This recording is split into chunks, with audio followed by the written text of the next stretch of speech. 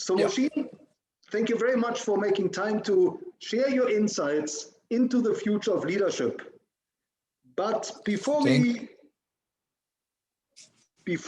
we walk into the future, can you share a little bit about your own background? Where did you grow up? Yeah, my own background. I was 5 years old when my family went to Germany. And, so I grew through my whole period of school period actually in Germany, and then started with 16, 17 to that my professional football career is looking bright. So actually it started all in Germany, and my childhood, my education actually is German background. And I believe that was in the city of Cologne. Yes, Köln. Cologne is, I think, a beautiful city, which my heart. I get the smile always when I think about Cologne. It's a vibrant, nice, young city with a lot of universities and the Sports Science Institute, which I also finalized later on. And yeah, it's a beautiful city. And tell us, was football always your dream career as you grew up, or did you? Yeah. I must say, I was actually very early, in a very young age. Actually, I wanted to play football, and I wanted to be a professional. And so that was always my target, my tunnel that I had. That tunnel look into. I want to achieve to be a football. And my father became gray hairs with me, and so 12 o'clock, 1 o'clock when we came out of school, everything at home, I passed directly out and changed my clothing and immediately went to play football until dark. We had on those years the street soccer, street football, and that was actually, we played five-a-sides a lot on that time, and that was actually the best education that you could get. And can you tell us who inspired you in your early days? Who inspires me? Oh, this is actually a very nice question. There was a lot actually. You know that in the puberty area, in childhood, actually, it's always learning by seeing it, learning by doing. And yeah, my time was Holland. Holland football was actually very much, especially in Cologne. You couldn't say that loud, but Holland football was very interesting. And for me, Johan Cruyff, the way how Ajax played and how Ajax actually on those years developed the type of football that they played, the total football, what we know from today. And one player, obviously, that I played with, or I learned a lot from, was Wolfgang Overath. When I was a young boy, he was in the first team, and before we trained, we came early to watch the professional team training. And obviously, Wolfgang Overath was a player that inspired me a lot, I must say that, as from the football side. Now, Muhsin, you were a very promising young talent in Germany at the time. What was your best memory from your playing days? Yeah, actually on those years was very promising, and one of the greatest talents at the time. Great talents, what other people were saying, but I could see my professional career is looking bright. There was actually a lot on those years. You see, we didn't have this the time that we are into the media. Today with the computers, with the phones, with the technology that is in us day-to-day life. That was not. You need to get your information out. It was always by looking, seeing, and learning. And yeah, it was for me a very important part that I associated with people that I could learn from, especially playing football. And in those years was actually, how can I say, I wanted to achieve something, and I had that desire as a foreign person with the Turkish descent. You need to be better than the other ones to be accepted, and that was actually always my drive to be accepted, and that made me to that what I am today actually. And yeah, how can I say? I was a good midfielder, had a very educated left foot, and the part that the memory on positive side is always shadowed with the negative side, that I had very, very early that heavy accident that became from a player that could be reaching the highest top level to just an average player. That was actually the main problem that I still have today in me. I can feel that. Yeah. Now you started your coaching career with the national team of Zaire, today's DRC, I believe in 1995. Can you tell us a little bit about the highlights? I mean, Zaire, I believe they did participate in one World Cup, if I can remember. Yes. Yeah, it is something that where I get that spirit of Africa. Actually, I must go a little bit more back. I was very successful in Germany, the 5th and 4th division. There, where I started actually after finishing my professional football career. I played later on professional as well in Turkey, back home in Turkey, and then was actually more more average. And then came back and studied the Sports Science Institute in Cologne and finished my football degrees and get my pro license. Meanwhile, in that time, obviously, I wanted a test, and I didn't want to be an assistant coach. I wanted to learn by myself by doing it, which was for me very important in that process, to learn from that. How can I say that? From that drive what I have had to transform it to actually an amateur football. It's not easy. And it was very successful. And then had an offer from Belgium, actually, from the 2nd division team. And this team was feeding ground from the Zaire national players. And then I get a very quick the offer from Kinshasa, from Zaire, and went there. That was actually an initial for me, a country in that continent that we knew on that time very less.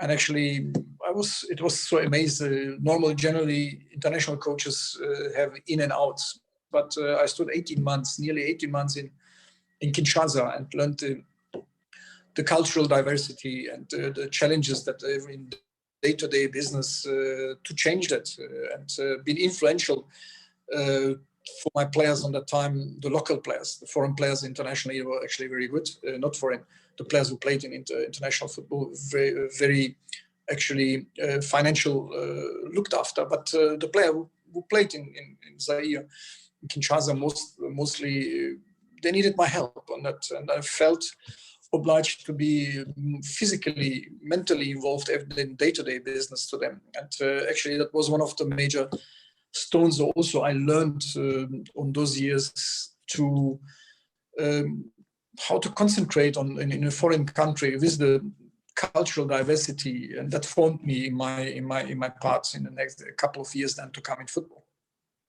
Right, and then you went to Turkey. You joined Trabzonspor as a sportive director and assistant coach.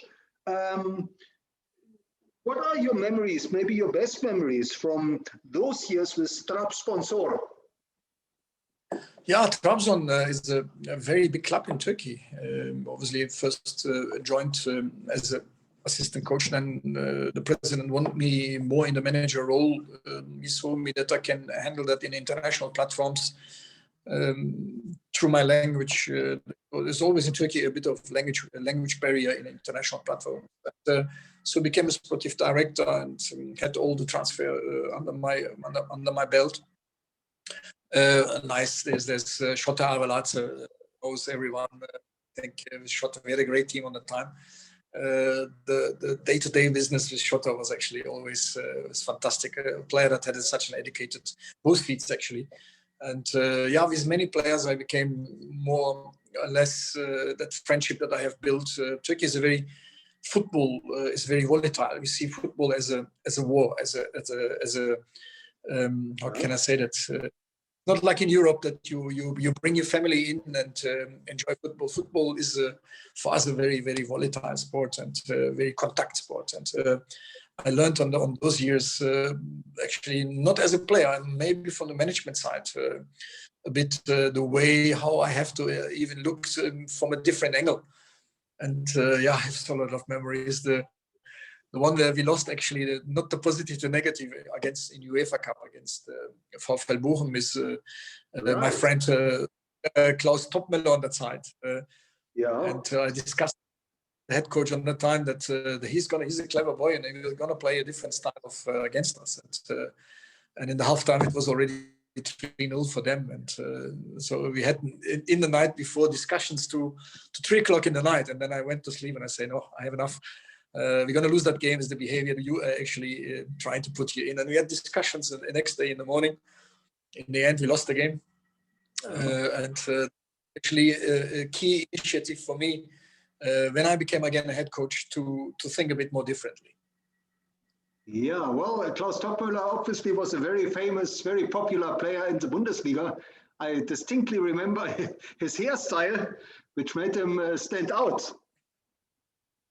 Yeah, he was a fantastic striker, actually. And I think he could have been better even. His potential, on those years, I must say, in Germany, he had unbelievable strikers, world-class players. And he was one of them, but in the end, a pool of great players was so big that in the end he couldn't fulfill his full capacity. And a fantastic coach, which had a lot of nice memories with, and we had a lot of that I want not to tell now, but had great memories with him. Not only as a football man, as a person, as a human being. We enjoyed a lot our company together.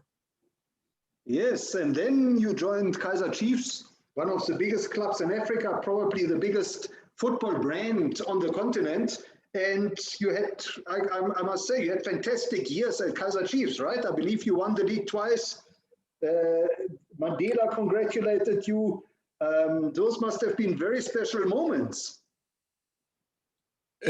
Actually, there were five cups, if I'm not mistaken, and that was one of the glamorous side of my career. The year of 2001 season, which we call that Fat Alles in South Africa, I still memorized that Fat Alles.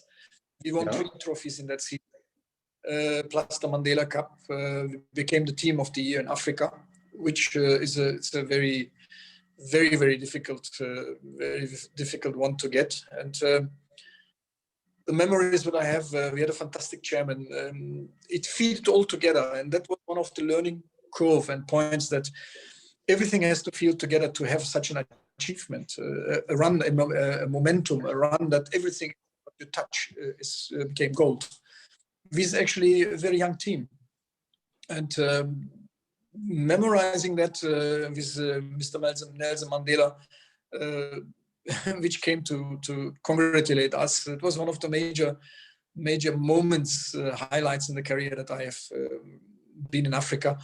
And looking in that back, and we had from the chairman to the man who is the kit manager, or the man who looks after the field. It was really a synergy of people that we pulled on one string, even the management, even the marketing areas, the players on the field, youth coaches. It's just something that you could, if I would say, I would push the button if I could do that to let this stay still.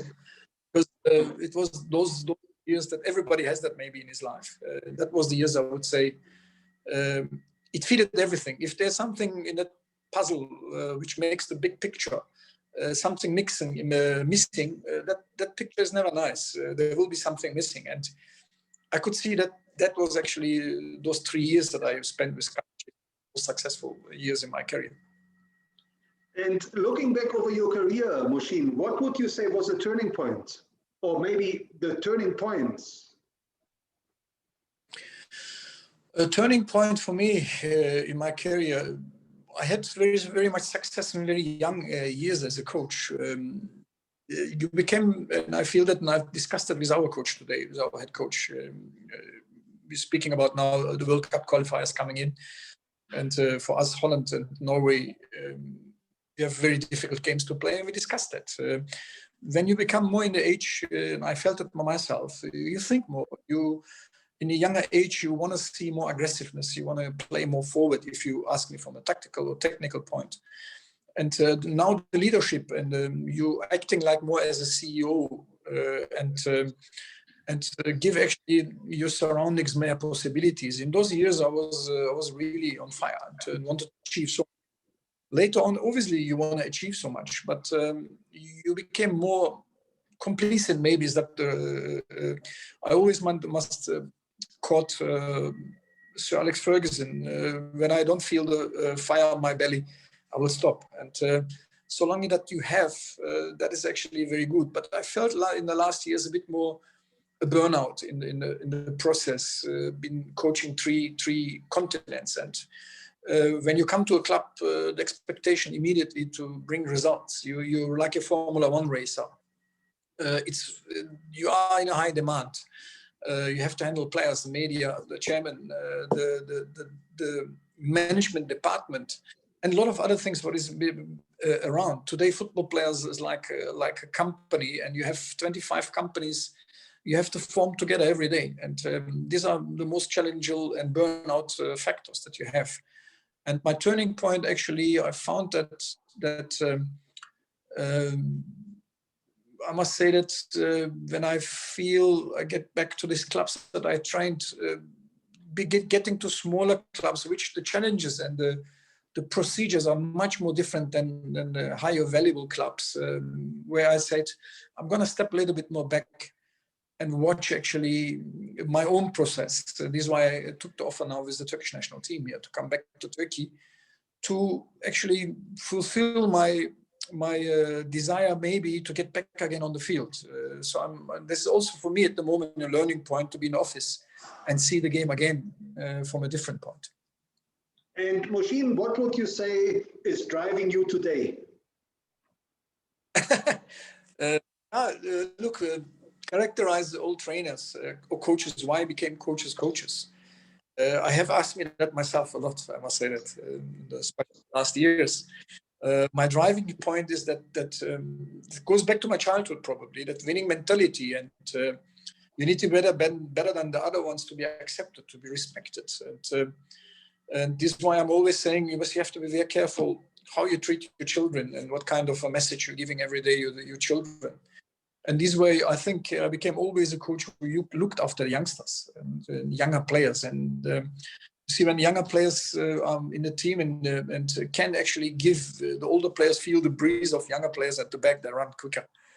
And so that has always been a part for me to look more, to give, let me say, that passion these youngsters bring in. That has always, let me say, attracted me. And what drives me is that it goes back to my childhood probably, that winning mentality.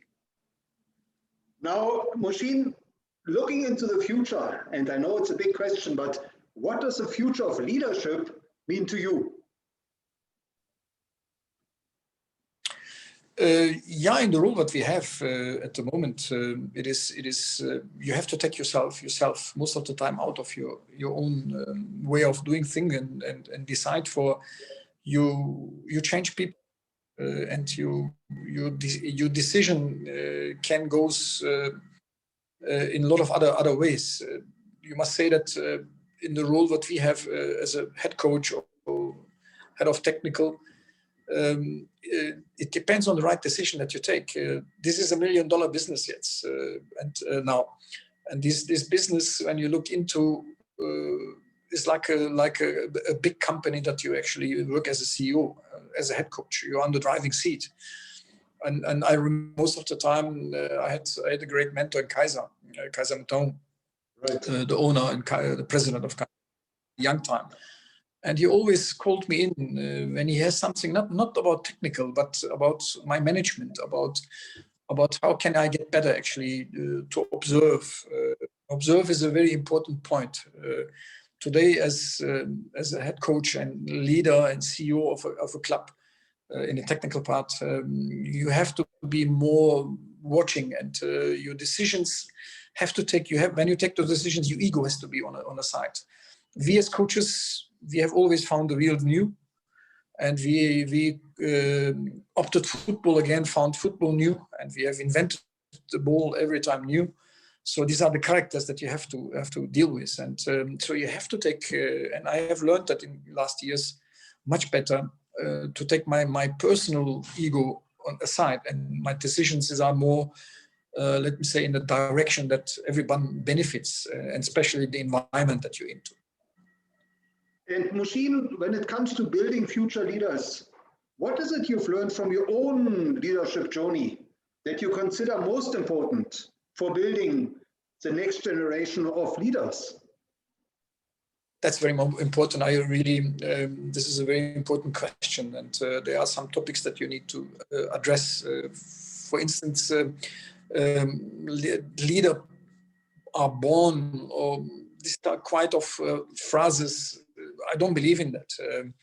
Obviously, it's depends on the character, and my character was built as a foreign descent in a country that was on the time after the war, coming to Germany. My father was a worker and wanted his son also to study, and you need to better than the other ones. You build your character in your young ages, and I think the most important thing is that, and we are in a very disadvantaged situation on the COVID at the moment. When I see these universities closed and these younger ones who are in the process actually just became in a matter of out of the school, getting into the business. This period is actually the bridge actually is broken, and so that is a very important years for those people, and we are on the let me say on the area that we have can take decisions. We need to look into that a little bit more deeper. And I feel for these younger players, for instance, at the moment that they're stopped in the process, and how we can deal with that to get them back actually in that process, that they lose these 1 or 2 years. And this is the most important thing. How can we get that back? This is where I'm thinking at the moment. My point is for building a leadership is that obviously special characters on certain people, certain boys is very much important to look into. And how can we, in a person that has been behind that, helping them actually to build their own characters, to build their own value, that they have the confidence in their department to fulfill that role, that they can lead the people. And this is a very difficult question to look into. Everybody has to see in themselves what the desire actually is. And when you are in a position like myself at the moment, and you look for a club that has 150 people and maybe 25 million supporters that you lead on, is that I can only say you need to find yourself. And then my one word for my wife says every time, and this is very good, when you come home, leave your technical director outside the door, and now in the home you are my husband. And so to understand that in a leading role, it's also very much important that you as a person, there where you lead, you're 100% on it. And you need also your time out where you come to another places where actually other requirements it's necessary. And that I always can give to the people, that you have to adapt in all these roles, and you have to adapt in, how can I say that, in different cultural backgrounds. And we have a multicultural environment at the moment. And looking into that gives me sometimes really headaches. And everyone that you're speaking to, that person is actually, he's the only one for himself that you're speaking to. And so you need to adapt as the person that you're leading in a certain area and understand the psychological behind that. And it requires a lot of discipline from yourself. And I can only say, make those mistakes and make it more, but I always say double effort. And Muhsin, when you speak to aspiring leaders, what is it you tell them about social media? How should they handle and navigate social media to build their own brand? To use there are positiveness and very much negativeness around it. Obviously, we have to use. I see myself sometimes too long on that on social media, and actually looking what's happening in the world. And I get my info actually out of the media, but you have to be careful with that. The social media for yourself, you present yourself as the person, is very much important, I think, because we live in our business in a world that it's so quick that what happened yesterday is past. So we live many times in past, and we have to look forward. And actually, this is and now and tomorrow is very much important to us. So it is a let me say in a black and it's a dark and green, and also the colors of that. The intentions are sometimes too. How can I say that? It's difficult, and I sometimes look to myself that the social media, I give my certain times for it, and don't take it so much serious what is actually involved in it. And I try to get my informations not only through that, through talking. And we have now at the moment in an area where we're in a COVID, and through that COVID, actually you're alone in your house, and you have not the communication part, and through Zoom, that's what we're doing now, and through interactions with people through the electronics, that helps us again to stay in the business. And what I can say is that you have to be careful how to use the social media, because once out, you can't reverse it anymore. Especially in football, they're gonna put you in a nice cupboard, and it will be always taken out if you. So, how to use that? Actually, you need to find out, but you need to be careful of that. Right. And Muhsin, what is your advice for future leaders, for young talent? What are the challenges, some of the biggest challenges they should expect to encounter in their career? Oh, what are the challenges? This is always also a social part. The challenges for everyone is actually different, because what you see, what you realize, and what is that what you achieve, and your environment. Let me say, I can always say, like in South Africa, if you speak to Zulu or speak to Xhosa in demanding certain aspects is differently, because the cultural background is completely different. You have to respect that, and they have certain beliefs. It's the same in Turkey. Players here, or the like maybe certain leaders and certain environments, is sometimes volatile. So you need to be very careful of how to handle those procedures. And so when you come to Egypt, it's a complete different. So to say from my viewpoint now, and been working in 3 continents, that you have as a person that you come into a certain area, and they expect you to deliver in the leadership, is that you have to understand the cultural backgrounds. You cannot say this is my way. You have a way. You build your way. For the youngsters, especially, they sometimes fall with the door in the house, and break everything, like an elephant in a porcelain shop. So you need to be very careful of that. And people have beliefs and cultural backgrounds. And so when you come to different countries or different places, you need to respect the human side of everyone. And for any leader is actually how much you can get into the persons, or get into that environment's cultural background, and use that in your concept, and you adapt your concept to that. And I think that will be the most valuable leadership that you can build into, if you understand what I'm talking about. Absolutely. And Muhsin, if you were to design a curriculum for future leaders and upcoming talent, what are some of the new skills you would want to factor in? Yeah, adjustment. This is very much important, because in the morning you deal with something, and 2 hours later you have a crisis, and 3 hours later you're sitting in an environment they need now your arm. So you need the adjustment is very much important, and you need to have a structure that in every department you have. Let me say the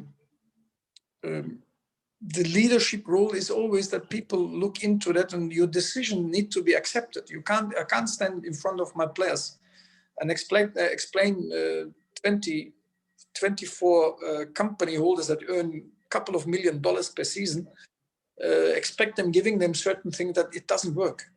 And immediately after second, third, and fourth time, they won't take you serious anymore. So every human has a different, and every mind has a different culture. And the most important thing is that for me, in a leadership, obviously I would give always adjustment to that area where you're into.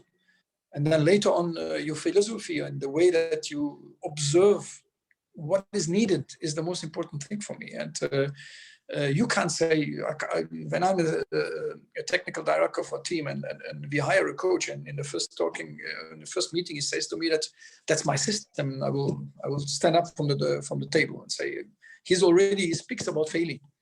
And there is no my system. You have to adjust to that, what it is. And with your experience and with your leadership, you can actually fulfill in that environment that has been enlightened. And so important is that you're gonna make around human mistakes, but the most important thing for me is that you really adjust to the beliefs of the people, because you're leading people. Absolutely. Now, Muhsin, you've been mentoring so many future leaders, so many upcoming talents. Can you maybe share a success story or two where you mentored an upcoming leader and that person took your advice to heart? Yeah, many actually. Actually, I can. You should speak to many of my players or my chairmen or directors who've been involved in more than, I don't know now, more than 35, 40 years in professional football. Many players, obviously. There was immediately one player comes in my mind. We find him in Cyprus, took him for very small money, but we paid. He came to South Africa, to Ajax Cape Town, and he became one of the young Eno. He always says that certain things that I told him. He played later for Ajax Amsterdam, played for Fulham, played 2 World Cups with Cameroon national team.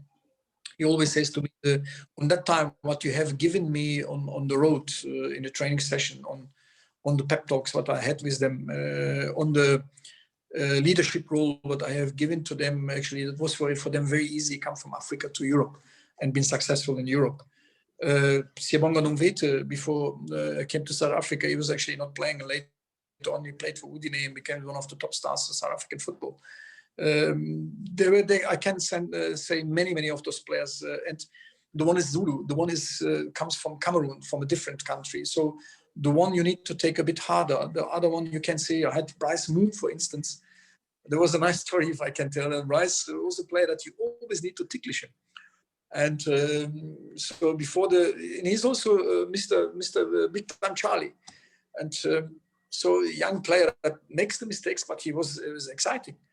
And in that week, we had a cup final to play with Ajax Cape Town. And in that week, I told him, no, go get out of my eyes here. You are Mr. Big Time Charlie. You're making too many mistakes. I can't use in the final. So he was so upset with me in the room and said, no, my friend, you're going to watch the game from outside. Maybe you will come in, but you cannot fulfill these rules, what I'm expecting from you as an individual right winger now in that time. And so I knew that he was every day in a training session looking to me and does he see me? And he was really motivated the whole week. And I achieved it already with him. The topics what I said, you're making me too much mistakes. You're losing the ball in certain areas. So I could see in that week he was showing that he doesn't lose it. And I took him Friday. We have the game, the cup final on Saturday. And Friday, the last training session, I said, you know what? I see you in training session. You're so motivated. And that has actually convinced me you're going to play tomorrow. And if you're going to make that mistakes, I'm going to take you out after 20 minutes. You won't believe he won us the game. He won the cup final actually for us, for his commitment and the way how he played. And he showed me actually that, coach, it's me. And so you need to ticklish. This is another individual. If you have been screaming to another individual, you might have closed, and you would maybe never call up that training session or that game. So every person is different, and that was time when Bryce Moon later on played Champions League, and he was sold to Panathinaikos, I think, in Athens, and he always talks about that moment. That was from him the element that made him the player what is today. Now, Muhsin, in your leadership journey, who are the role models of leadership that you've encountered and that you would recommend future leaders should study and learn from? Future, if I may, can you repeat it again? I have not understood. Sorry. Who are the role models of leadership that you would recommend future leaders should study and learn from? We have to go outside the sport. There are so many. I mean, in sport, I would say definitely as a coach, Marcello Lippi, he was my mentor, and what I learned, Alex Ferguson. These are the people that really could stay in this quick life. As a coach, there stood one, became world champion, the other one won the Champions League many times, and stood more than 25 years in this business, which is very difficult to handle that. Just imagine, because you repeat yourself with your words, and then sometimes, somewhere, through the many repeatings, it doesn't affect anymore. It's like when a child does something and you put it every day on a hand, and later on you clap this child on the hand every time.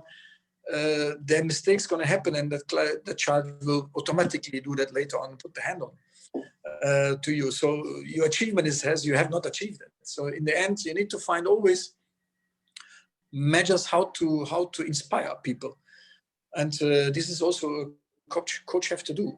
But what me inspired in business is today Elon Musk, for instance, to look into the way how he became from South Africa, now one of the maybe the richest person in the world. If you put it that, how you leaded that company, how you went through his his vision, and became that what it is today with his company. And this is actually a very interesting story when you look into that. There are many that you can learn from businesses. I wouldn't say now immediately I will look into.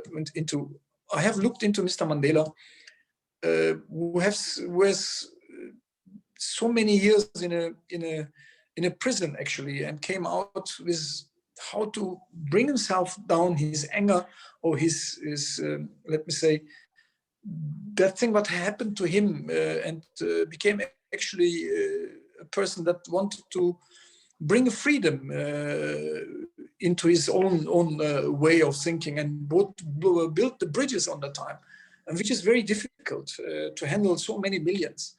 And these are the people that you need to look into and study a little bit more deeper. What are the elements? What are the keystones? What made this person take decisions like that? And I love to look into that. And especially I have learned a lot, obviously, in my technical part, looking to those people that I just mentioned. Now, Muhsin, how can our listeners connect with you, and where should they follow you? Important is that I have, obviously, my Twitter account. I have my Instagram. Other coaches and other people that sometimes especially in the internet, LinkedIn. Obviously, it's pretty much. I like to put always some certain, as you say, leadership points in. As for young coaches, sometimes I'm writing about what I see and how I'm going to do that. The most questions have been asked. People ask me questions, and generally, if I find time, I try to answer that. Especially also in LinkedIn, which is I found a nice environment that you can interact, and these are the areas that you can obviously share. And anytime over Turkish Football Federation, you can send me over my email address. Send even directly to Turkish Football Federation Association under technical Muhsin Ertugral. You will always get an answer from me that I can, if I have time for it. Now, last but not least, Muhsin, is there one piece of advice that you would really like to convey to future leaders that they should implement in their own life? Yeah, I saw it in myself. When I was young, I wanted to go with my head through the wall, which I wanted to achieve. Yes, this is very good. The passion with the really determination, and willingness sometimes is the part of overreacting. Comes in other people's mind. A lot of people get afraid from it, and people that probably are very valuable to achieve something could be having a little bit of a bad taste and being afraid to actually fulfill or get out of the shelf and fulfill their role or their ideals, the ideals what they have thought about. And I think for the future leaders or coaches or anyone in a high management level, the observation is very much important. The calmness, calm people are more associated with let me say, I have never seen Mr. Mandela getting angry, a leader in the highest level of the world that you can imagine, or that angerness that you have sometimes, that goes back to the childhood maybe. You need to form, let me say, that clear mind, and that through the clear mind, but the calmness, which is very much important, that you can also take the decision. And I would say that some people will really maybe value cannot cut off the shelf and been afraid. So I have taken that to my part in the last years, that I have developed to the level that I am at the moment. I would say observe, and when you take a decision or when you have communicate with the people a little bit more on a level that people can actually come out of the shelf and express their elements, which in the end they need to take them on the field of the battle or in the field of working decisions. And this has made me a little bit more better leader at the moment, and that what I would give as an advice. Well, Muhsin, thank you so much for sharing your insights and your wisdom and your leadership journey, and especially those special highlights, those special moments from your career, from your leadership career. I think I know it will inspire many future leaders. And I want to wish you all the best for the future. Thank you very much. It was nice talking to you after so long time, and I hope when I come back to South Africa, that we can continue actually that. And anytime when there is something needed and been asked, especially about younger upcoming, my address are very much open. Every time they can communicate with me. Thanks very much for having me. Thank you.